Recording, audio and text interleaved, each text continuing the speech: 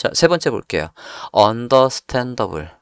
이해의 요의성 한번 볼게요. 마우스 클릭해서 서버로 열어봅시다. 자, 이해의 용이성은 뭐냐면 언어 표시부터 제대로 하랍니다. 자, 지금 보면 우리가 언어 표시를 할 수 있는 부분은 6이랑 그리고 본문 중에서도 만약에 언어가 달라지는 부분이 있으면 적어줘야 돼요. 자, 여기 보시면 니하오라고 있습니다. 요거. 자, 이걸 이렇게 해놓으면 이 페이지를 스크린 리더로 읽어주는 그 프로그램에서는 얘를 어떻게 읽냐면 한자 그대로 이호라고 읽어줘요. 니하오라고 읽지 않습니다. 지금 이 KO는 본문 안에 주 언어가 한글이니까 KO고 본문의 주 언어가 영어면 여기는 EN으로 적는 거예요. 그죠? 근데 여기에 중간 중에 얘가 중국어가 나왔어요. 그러면 얘를 스팬 태그로 구분을 해서 뭐로든 어떤 태그로든 구분을 해서 이게 강조의 의미가 있는 건 아니잖아요. EM이나 스트롱으로 감쌀 필요는 없단 말이죠. 얘에다가 랭귀지 속성을 써서 얘가 차이니즈는 ZH라고 해요. 이렇게 언어를 구분해서 써줘야 우리가 지금 보고 있는 이 페이지에서는 우리가 봤을 때는 하등 달라진 게 없어 보입니다. 근데 스크린 리더에서 읽을 때 쟤는 니아오라고 아주 잘 읽어줘요. 그 다음에 언어 이제 이렇게 표시해주면 네, 스크린 리더가 이 언어를 제대로 읽어준다. 이 여기뿐만 아니라 본문 중간에 다른 언어가 들어오면 영어는 제외, 영어 말고 특별한 뭐 일어나, 뭐 중국어나 또는 뭐 다른 아라빅이나 뭐 이런 게 들어오면은 바꿔줄 필요가 있다는 얘기예요. 사용자가 의도하지 않은 기능, 새창이나 초점 변화가 일어나선 안 됩니다. 그러니까 내가 의도하지 않았는데도 막 팝업이 뜬다거나 그리고 탭을 눌렀을 때 순서대로 내려가야 되는데 예를 들어서 여기에서도 지금 보면 이거는 밑에 얘하고도 이어집니다. 컨텐츠가 논리적인 순서로 제공해야 된다는 거하고도 이어져요. 예를 들어서 컨텐츠 사용화에서 탭을 누르면 더보기가 먼저 나오고 그 다음에 얘로 나오지 않습니까? 자, 이게 만약에 디자인에서도 이렇게 리스트가 있고 그 다음에 보통 더보기가 여기 있죠. 그렇다라고 해서 HTML을 이 더보기가 먼저 있으면 된다 안 된다? 네, 더보기가 지금 이 리스트 위에 있잖아요. 사용자가 이 목록을 다 본 다음에 아 그래 나 더 볼래 라고 해서 얘가 여기 있어야 돼요. HTML 태그에서는. 근데 디자인상에서 여기에 있다라고 해서 얘를 먼저 써버리면 안 된다는 얘기예요. 이게 이 더보기가 어디에 있어야 된다고? 이 UL 다음에 있어야 된다고요. 그걸 또 만약에 여기에 넣으면 어떻게 돼요? 이렇게 넣으면 어떻게 돼요? 네, 문법 오류죠. UL 안에는 li뿐이 올 수 없는데 li가 잘못 온 거죠. 자, 이렇게 되어 있을 때 얘를 디자인적으로 아까 제가 그린 것처럼 목록이 있고 여기에 더보기가 이렇게 있게 하려면 뭘 써야 되는 거예요? 나중에 CSS에서 이거를 우리가 억지로 여기 위로 올려야 된단 말이에요. 그러면 얘한테다 뭐라고 해줘야 되겠습니까? 네, 포지션으로 해야 된다는 얘기예요. 그러면 기준은 누가 돼요? 네, 이게 지금 노티스가 두 군데나 있네요. 이거를 노티스의 리스트 이렇게 한다고 하면 누가 기준이에요? 네, 얘를 기준으로 해서 이 녀석이 absolute로 우측 상단에 있어야 되는 거죠. 그죠? 그래서 이것도 초반에 많이 하는 실수예요. 더보기를 위에 간혹 쓰는 경우가 있습니다. 틀린 거예요. 목록을 다 보고 더보기가 있어야 된다라는 거고. 그 다음에 332가 표의 구성이에요. 표는 이해하기 쉽게 구성해야 된다라고 하고 있어요. 자, 지금 이 표를 보면 얘가 지금 표거든요. 이 표는 지금 HTML 오류상엔 아무 이상이 없습니다. TR에 TD, TR에 TD에서 데이터 잘 넣었잖아요. 근데 이 표는 이해하기 어려운 표래요. 이 표의 머리가 어디고 몸통이 어디고 이 부분의 마무리가 어딘지 구분이 안 된다는 얘기입니다. 그럼 뭐 써줘야 돼요? 얘들이 요 지금 제가 빨간 박스 한 게 이 표의 머리래요. 그러면 얘들을 뭘로 감싸줘야 돼요? 표의 머리. 네, T-헤드로 감싸야죠. 얘가 써볼게요. T-헤드로 감쌉니다. 이게 이 첫 번째 TR을 감싸고 있어야죠. 이러고 보면 이게 이제 이 표의 머리잖아요. 그러면 이 표의 머리에 얘들은 여기 있는 이 TD랑은 성격이 다르죠. 얘들은 무슨 성격이 있어요? 말 그대로 네, 타이틀의 성격이 있지. 그러니까 제목의 성격이 있다는 얘기예요. 제목의 성격이 있는 건 테이블 데이터가 아니라 테이블 헤딩. 그래서 TH예요. 얘들이 다 TH로 바뀌어 있어야 된다는 얘기입니다. 이게 표의 전체적인 머리 부분. 그리고 얘는 이 TH는 풀어서 쓰면 테이블에 T 테이블의 헤딩. 우리가 제목 쓸 때 H1이니 2니 그런 거 쓰잖아요. 이게 헤딩 태그잖아. 얘들은 이제 제목의 성격이 있는 거라고요. 그래서 TH. 쉽게 말해서 제목. 얘들은 몸통. 이게 머리가 있으면 어디가 몸통이에요? 이 두 줄이 몸통이죠. 그러면 이 두 줄, 요 두 줄을 뭐로 감싸야 된다? 그렇지, T바디로. 이렇게 되어 있어야 이게 웹 접근성을 지키는 거라는 얘기예요.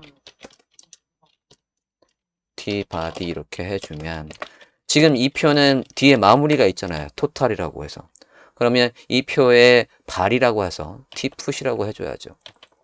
얘가 마지막 줄은 T풋 표의 발이란 이렇게. 그냥 TR에 TD라고 해도 화면상에 전혀 이상은 없지만 얘가 웹 접근성에서 뭐라고 합니까? 표를 이해하기 쉽게 하라고 하잖아요. 이 이해하기 쉽게 하라고 하는 건 뭐하고도 일맥상통하냐면 이 표가 검색이 잘 되게 하라는 얘기예요. 검색이 잘 되게 하려면 우리가 눈으로 봐서는 이게 표의 머리네. 이게 몸통이네. 이게 발이네는 우린 눈으로 보면 알죠. 근데 이걸 코드로 해석하는 검색 엔진의 로봇들은 모른단 말이죠. 그 로봇들한테다가 이 표의 머리는 얘고 몸통은 얘고 그리고 더 나아가서 지금 이제 이 얘들을 제가 TH로 했더니 볼드로 나오잖아요. 이 TH 얘는 어느 줄을 대표하는 제목입니까? 가로예요? 세로예요?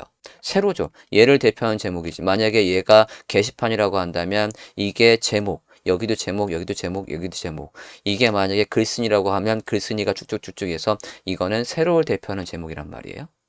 그럼 여기에다 뭘 쓰면 될까요? 제목의 방향. 제목의 범위라고도 해요. 범위. 네, 스코프입니다. 그럼 스코프에다가 이게 세로를 대표하는 제목이란 말이에요. 그래서 컬. 이것까지 있어야 얘가 조금 더 성실하게 작성한 테이블이 되는 거예요. 기능이 바뀌는 건 전혀 아니에요. 이 제목이 그냥 단순한 제목이 아니라 이 컬럼을 대표하는 제목이란 얘기죠. 그러면 이 앞에 있는 것도 만약에 제목을 넣는다면 제가 얘가 데이터 11이 아니라 얘가 숫자 1, 숫자 2 이렇게 놨어요. 그러면 이 숫자 1, 2는 누굴 대표하는 겁니까? 이 가로줄을 대표하는 거잖아요. 그럼 얘도 TH. 이 숫자 1도 TH. 이건 스코프. 그러면 뭐라고 써야 될까요? 그래, row. 이게 가로줄을 대표하는 제목이라고 해서 이렇게 해놔야 훨씬 더 이해하기 편한, 훨씬 더 검색 잘 되는 표가 된다는 얘기예요. 그 다음에 지시사항이 또 뭐가 있냐면 레이블을 제공해야 된다라고 했어요. 사용자의 입력에 대응하는 레이블이 있어야 된다. 그래서 지금 제가 간단하게 표를 만들어 놨습니다. 자, 이 표를 보면 지금 보면 for하고 id가 이런 식으로 매치가 되어 있어야 된다는 얘기예요. 이러면 어떤 결과가 나오는 겁니까? 이 이름을 클릭했을 때, 이 라벨을 클릭했을 때 옆에 있는 인풋이 활성화가 되는 거죠. 네, 이것도 안 맞게 되어 있으면 틀렸다는 얘기고 여기에서도 만약에 지금 for 부분에 이 이름을 지워 볼게요. for 이름을 지웠어요. 그러고 웹표준 검사를 한번 해볼게요. W3 validator. W3 validator에 가봅시다. 메뉴의 검색 결과에 가서 여기 direct by input, validate by direct input 해서 직접 코드를 넣어서 한번 검사를 해볼게요. 전체 Ctrl A, 지금의 모든 코드를 Ctrl A, 복사, Ctrl C, V, 체크 해보면 자, 첫 번째 에러가 있어요. 다 에러네. 에러가 있는 게 보면 자, 폼의 액션은 있어야 되는 건 맞는데 빈칸은 아니다 라고 돼 있어요. add value라고 돼 있습니다. 이거 비어있으면 에러예요. 이 액션에 하는 역할이 뭐예요? 넘겨주는 거. 사용자가 입력한 거를 여기 경로에 적은 파일이 처리하는 거죠. 그죠? 네가 이제 처리해 라고 해서. 근데 우리 처리할 파일이 없거든요. 그럴 때는 지금 상태에서는 샵이라도 넣어주면 에러는 피할 수 있어요. 그 다음에 2번에 지금 81번 라인 여기죠. 81번 라인에 자 on id 누구의 이 id와 매치되는 이 라벨에 뭐가 있어야 된대요? for라는 속성의 값이 비어 있으면 안 된대요. attribute for 이게 for라는 attribute 얘의 값을 비워놨더니 바로 일어나죠. 그래서 얘를 반드시 요거랑 매치를 시켜줘야 된다는 얘기예요. 이거랑 지금은 제가 이제 라벨과 인풋 라벨을 인풋해서 그냥 단순하게 입력하는 것만 했는데 여기에서 하나만 더 가볼게요. 그 다음에 텍스트 에어리어도 여기 name이 비어 있어서 오류라는 얘기고, 그럼 얘도 일단 넣어주고, 그 다음에 81번 얘기 또 하고 있죠. 자, 일단 이 상태에서 다시 한번 검사를 해보면 이제 에러는 없죠. 하나만 더 볼게요. 폼에서 주의사항이 하나 더 있어요. 여기에서 둘 중에 하나 고르는 거 한번 만들어 볼게요. 둘 중에 하나 고르려면 인풋의 타입을 뭐로 해야 돼요? 라디오죠. 타입을 라디오로 하겠지. 예를 들어서 그냥 결혼 여부를 한번 물어볼게요. 그래서 라벨에다가 결혼을 했으면 married 그래서 기혼 input type radio name 그 다음에 id married 이렇게 하겠죠. unmarried라고 해서 얘는 미혼이라고 해볼게요. 풀이 이어지니까 안 이쁘네요. 얘를 div로 묶든 p로 묶든 해볼게요. 태그 안에다가 얘들을 넣읍시다. 이렇게 됐나요? 그럼 다음 줄로 넘어갔죠? 아이고, 메시지가 외톨이가 됐네? 메시지를 여기 이렇게 할게요. 자, 지금 상태에서 기혼 미혼을 클릭을 한번 해볼게요. 어떻게 돼요? 둘 다 체크가 되죠? 네, 둘 다 체크가 되고 있죠? 자, 둘 다 체크가 되는 이유는 자, 일단은 지금 여기 name, 이 name의 역할이 뭐냐면 자, 아까 이 액션이 사용자가 입력한 데이터를 받아서 처리할 파일이라고 했잖아요. 예를 들어서 얘가 회원가입이라고 한다면 보통은 만약에 PHP 기반이라고 한다면 여기에 register PHP가 있어서 저 PHP에서 이 내용을 받아서 뭐 해요? 회원가입이라고 한다면 회원가입이 되려면 무슨 프로세스가 일어나야 될까요? 회원가입을 하면 이 유저가 회원가입이 됐으면 다음에 로그인 할 때 아이디와 비번을 입력해서 로그인이 될 거 아니에요? 그러면 로그인 할 때 어떤 과정이 일어날까요? 아무 사이트나 우리가 그냥 아무 아이디나 넣고 비번 넣으면 들어가요? 왜 안 되죠? 회원가입을 안 해서? 그럼 회원가입하는 과정에서 무슨 일이 일어나는지를 알아야죠. 로그인이 된다라는 건 네이버든 다음이든 우리가 로그인이 된다라는 건 걔들 서버에 회원 명부에 내 이름과 내 아이디와 내 비번이 저장돼 있다는 얘기거든요. 그치, 그게 데이터베이스란 말이에요. 네. 데이터베이스에다가 이 DB에서 내가 로그인 이름을 쓰면은 저 DB에 내 이름이 있는지 그리고 아이디와 비번이 맞는지 맞다라고 한 다음에 이제 사이트 안으로 들여 보내주는 거란 말이에요. 회원가입할 때는 이 DB에 내가 없을 거니까 회원가입할 때 이것들을 넣어주는 과정이 필요한 거죠. 그지? 그게 회원가입 과정이란 말이에요. 그럼 어디에 넣냐면 데이터베이스에 넣는단 말이에요. 데이터베이스의 구조는 어떻게 되어 있냐면 데이터베이스는 예를 들어서 이 데이터베이스라는 건 목록의 전체, 그러니까 명부 전체라고 보시면 돼요. 명부 플러스 만약에 네이버라고 한다면 아니면 쇼핑몰이라고 한다면 쇼핑몰에 회원 명부가 있고 쇼핑몰에는 상품의 목록도 있고 그죠? 다양한 목록들이 있을 거란 말이에요. 이 목록들을 다 뭐라고 하냐면 얘들 하나하나를 테이블이라고 불러요. 얘들 상품 목록들이 테이블로 되어 있습니다. 그러니까 데이터베이스는 저 많은 테이블을 다 연결해서 테이블의 집합이 데이터베이스예요. 이런 다양한 테이블들의 집합이 명부입니다. 테이블은 쉽게 말해서 표예요. 표는 엑셀을 한번 켜보면 넘버가 있고 그 다음에 회원 이름이 있을 거고 유저의 네임이 있을 거고 유저의 이메일이 있을 거고 뭐 이런 식으로 해서 쭉쭉쭉쭉 항목이 있고 여기에다가 우리가 내가 첫 번째로 회원 가입하는 사람은 1번 네임이면 뭐 홍길동 이메일이면 뭐 홍 이런 식으로 저장이 되는 거란 말이에요. 여기에서의 이거를 뭐라고 부르냐면 얘를 필드라고 불러요. 이 필드가 데이터베이스를 개발하는 사람이 넣어놓는 거고 이 필드에는 여기에는 글씨만 들어올 거야 여기에는 숫자만 들어올 거야 넘버 같은 거면 숫자만 들어오겠죠. 그지? 그런 것들을 설계하는 거예요. 이 이름이 여기에요. 여기 네임에다가 저걸 적어주는 거라고.